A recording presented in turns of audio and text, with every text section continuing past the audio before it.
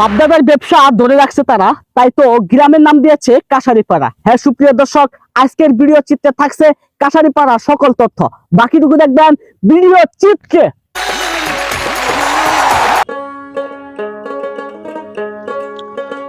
ব্রহ্মপুত্র নদীর তীরে ইসলামপুরের উত্তর দরিয়াবাদ ফকিরপাড়া গ্রামে কাঁসা শিল্প গড়ে ওঠে।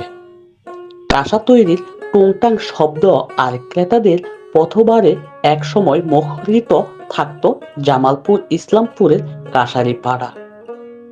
এখানকার কাঁসার কদর ছিল দেশ জুড়ে।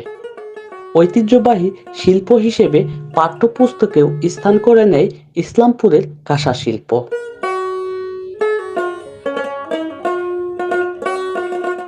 কাঁসা শিল্পীদের নিপুণ হাতের তৈরি কারুকার্য নান্দনিক কাঁসা একসময় দেশের গণ্ডি পেরিয়ে স্থান করে নিয়েছিল সুদূর লন্ডনে।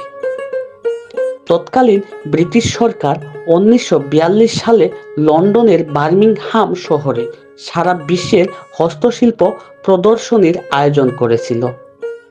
এই প্রদর্শনীতে ইসলামপুরের কাঁসা শিল্পের কারিগর স্বর্গীয় জগৎচন্দ্র কর্মকার ইসলামপুরের কাঁসার তৈজপত্রাদি প্রদর্শন করেছিল এবং সর্বশ্রেষ্ঠ শিল্প হিসেবে স্বর্ণপদক লাভ করে।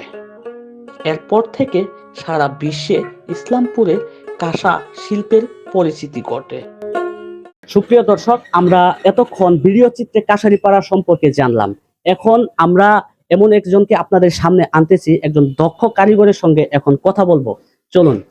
আচ্ছা কাকা, বাংলাদেশে অনেক ধরনের ব্যবসা রয়েছে, আপনি এই ধরনের ব্যবসা না করে এই ব্যবসাটা কেন নিলেন? এটা আমাদের বাপদাদা চোদ্দ পুরুষের ব্যবসা। হ্যাঁ, এটাই আমরা করি।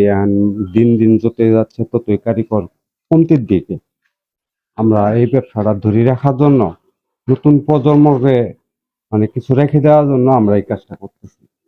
মানে এই কাজটা আপনারাই আবার মানে যাতে জনপ্রিয় হয়, যুগ যুগ থাকে এবং বাংলাদেশের মানচিত্রে যেন আমাদের ইসলামপুরের নামটা থাকে, সেই জন্য আপনারা করে যাচ্ছেন। করে যাচ্ছে। আচ্ছা কাকা, আপনাকে অসংখ্য ধন্যবাদ।